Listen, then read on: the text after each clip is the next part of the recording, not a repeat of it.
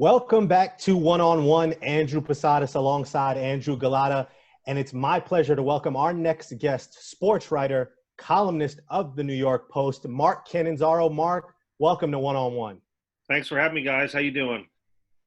Everything did well on my part. And Mark, let's get right into it with the breaking news on Tuesday morning concerning Major League Baseball. As we've seen, the Miami Marlins, 4 more positive cases, totaling it now to 17 in the past 5 days. And we've seen the domino effect it's had now.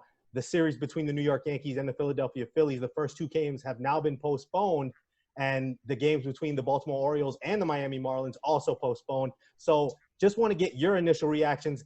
How realistic or how confident are you that Major League Baseball can complete this 60-game season plus a postseason?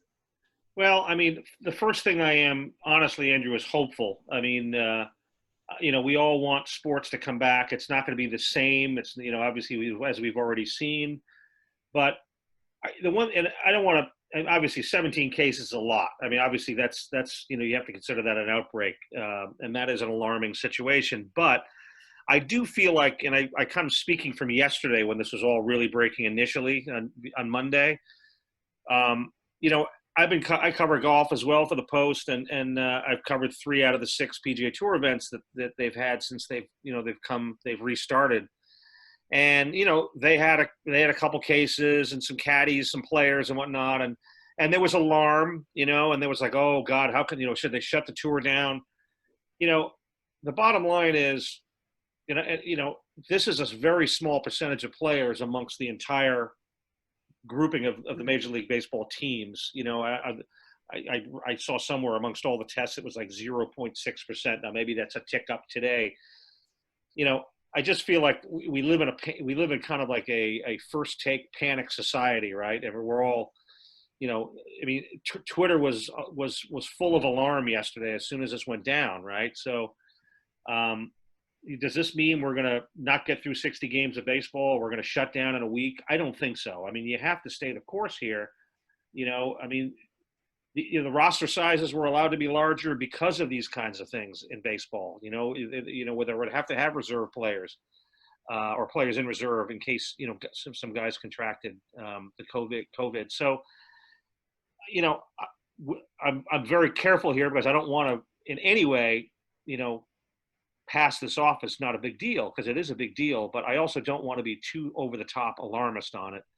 A lot of people have been saying to me, because on Monday, for example, everybody was right off the bat, they were like, oh, well, if this is happening to baseball, then how can they have an NFL season? The NFL season is never going to get going. Well, I mean, how do you can't say that. We know nothing about this stuff, right? Mm-hmm. And it's really more about people being careful. And, obviously maybe it's no mistake that the fact that, the team that has this outbreak is in Miami, which is the hottest of spots in the country, or one of the. So, it's about everybody be responsible, not just in baseball, but in football and everywhere. But, and I'm not, suggesting anybody from the Marlins was irresponsible. We don't know. Maybe somebody just accidentally got it at the grocery store and brought it into the clubhouse. We don't know.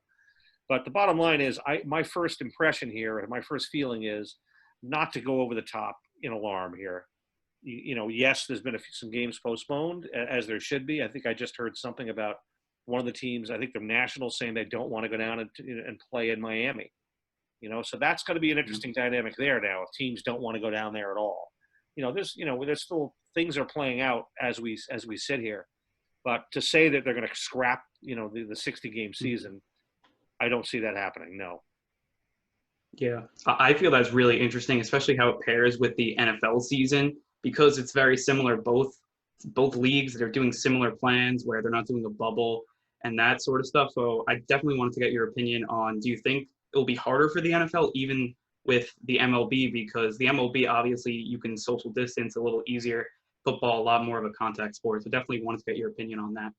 Well, I mean, it's going to be a challenge, Andrew. There's no question, because I remember talking to Herm Edwards, the former Jets coach, about a month or 2 ago on the phone, and I was asking him about how weird it is. He's obviously the ASU coach now out in Arizona. How weird it is to be preparing for a season you might not have. And Herm he said, football is the one sport that you can't social distance in.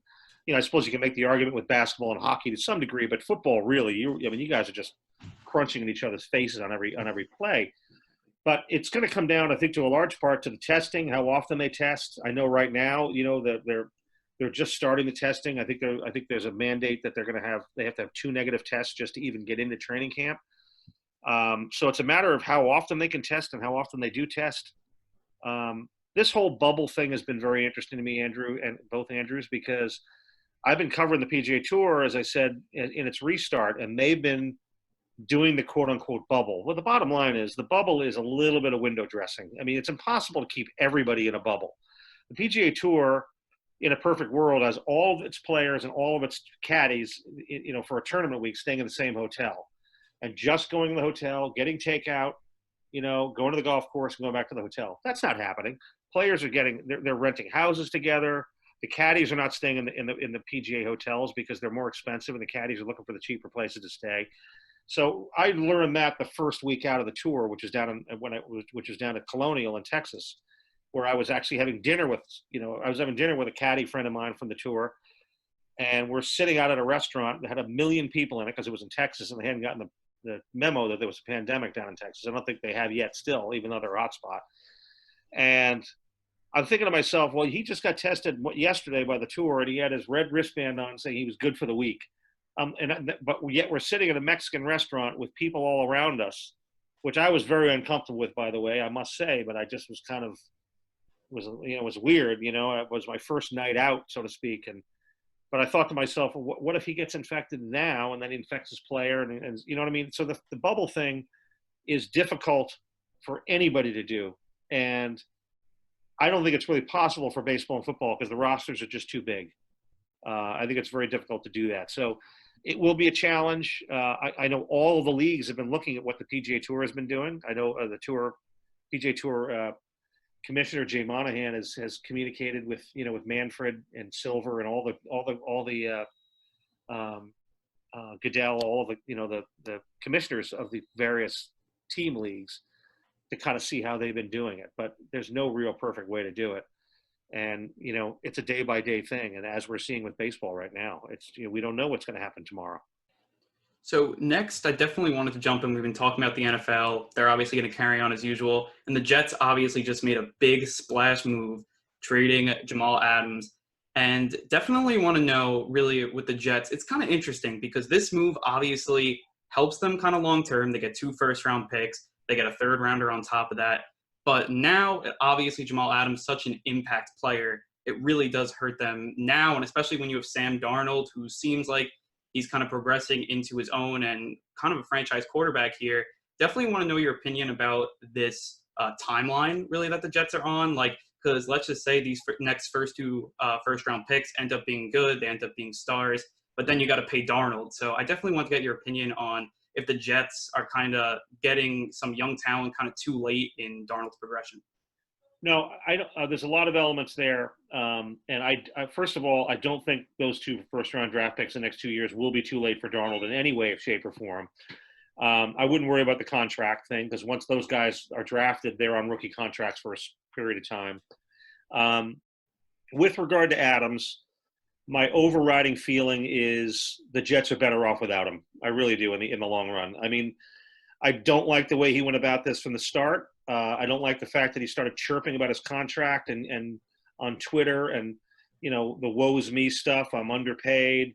All of that started occurring right when the pandemic was at its peak. And I thought to myself, what kind of look is this? You're an idiot. I mean, people are losing their lives. They're losing their jobs. They're in hospitals. I mean, everything that was going on around us, and he's worried about his contract. I hated the way he did that. And then as it's progressed, he's just become, every move he's made has been a little chess piece to the puzzle to try to make his way out of here. When Woody Johnson was accused, in that recent piece, about, saying some racist and sexist comments, none of which have been corroborated, frankly. Jamal jumped out immediately on Twitter and just torched him, and took the side, just assumed that he said all that stuff and said wrong is wrong and all that kind of stuff. So that was a great opportunity for him to kind of shoot his way out there. Then, of course, he went in the newspaper last week and went on the record and just scorched the earth, basically. He torched everybody, basically called, Joe Douglas a liar, the Jets general manager. He crushed Gase. My impression of Jamal Adams since he's been here is the day that they drafted him and I started reporting on, what kind of guy this guy is, everybody I spoke to, I mean, former coaches, teammates, the one recurring theme was what an amazing leader this guy was, and what his leadership trait was like unlike any they'd ever seen. And frankly, in 3 years, I haven't seen that. I've seen a really hardworking player who hates to lose, who is a really, really good football player and passionate. But I've also seen a guy who doesn't take a lot of responsibility for the losses. I don't see a locker room leader. I see a guy that some guys in the locker room like or have liked, and some guys roll their eyes at. And so that's not the guy that I thought, the Jets drafted, when I spoke to the people around him. So I don't in any way think that guy is worth, upwards of $20 million a year. So I think it would have been a mistake if the Jets had ever pulled the trigger and gave him tied that kind of money up in him. I don't think he's been a game-turning player. He's had some moments. I mean, the Daniel Jones, strip sack was amazing. That was tremendous. But name me 3 or 4 other plays like that he made to change games. Name me 2 of them, in the last 3 years. I mean, maybe I'm being unfair. I'm not trying to torch this guy on his way out. I really am not. But because he's a fantastic player. But I don't think he's some sort of transcendent player. He's not a great guy in coverage. Tell me the last time he covered Gronk very well when Gronk was playing with the Patriots. Let's see how well he covers George Kittle from the 49ers, when that gets underway. He's a really good, hard-hitting, passionate, in-the-box safety. He is not some guy, in my opinion, that changes games. And those are the guys you pay 17, 18, 20 million for. So at the end of the day, the fact that Joe Douglas got 2 first-round draft picks for this guy was extraordinary. I think it's fantastic. And, I think the Jets could have won 6 or 7 games this year with Jamal Adams, and they could have won 6 or 7 games without him, or they will win 6 or 7 games without him, or whatever they're going to win. I just don't see him as a guy that was moving the needle that much. And if you notice on social media, I haven't seen a lot of Jet players come out on social media talking about how much they're going to miss him, and oh boy, geez, you see that stuff a lot when guys depart. And yeah, Mark, and you brought one of those players is Le'Veon Bell. Him and Jamal kind of went back and forth, and now a lot of Jets fans really taking the side of Le'Veon Bell. A lot of people believing now that he's one of those guys who can really emerge as a true leader of this team. And from the Jets' perspective, I think you would agree that it was imperative for them to trade Adams before camps opened up, because you just can't have a guy like that in your locker room, because it could divide and just create that sort of just a bad locker room environment. But from the Jets' perspective, a lot of people thought that they weren't going to be able to get equal value on Jamal Adams. If we look back to that DeAndre Hopkins trade, the Texans didn't even get a first-round pick for him from the Cardinals. So when you think about the fact that Joe Douglas was able to get 2 first-round picks, a serviceable free safety in McDougald, and a third-round pick, how would you assess the way Joe Douglas was ultimately able to get the best deal for Jamal Adams? I think it's fantastic. I mean, it's now they've got to do the right thing and pick the right players with those draft picks. But the safety they got from Seattle looks like he's been a pretty productive player. He's got 3 more interceptions in the last couple of years than Jamal has, by the way. Not that it's all about that, but I'm just saying, he's been productive. I think the Jets got as much as they could have dreamt of getting for him, to be honest with you. And in relation to what you said about Le'Veon, I have been a Le'Veon supporter since the moment he got here. I think the way that guy has conducted himself, listen, his production wasn't great last year, but not once did you hear him moan on or off the record about his role, even though myself and many other people don't think he was used properly and well enough by Gase last year. Never heard him about Gase. So listen, to me, he's much more of a leader and has been much more a leader in that locker room than Jamal was. And you mentioned Hopkins. Yeah, that's a great, I mean, would you rather have Jamal or Hopkins? Who's more of a game-changing player if you're taking those two players between those two guys? I'm taking Andre Hopkins all day, every day. That's one thing, to be honest with you, I think the Jets are missing most for Sam Darnold is enough skill position players around him. In terms of receivers, I'm worried about that. I mean, I don't think they have enough around him. Can you imagine if they had DeAndre Hopkins? Yeah, I mean, you got to take D-Hop every Sunday over Jamal Adams. I mean, the safety position just isn't the premium defensive position. No. Teams are looking for defensive ends, defensive tackles like Aaron Donald. That seems, or linebackers even. That seems to be really what defenses are focusing on.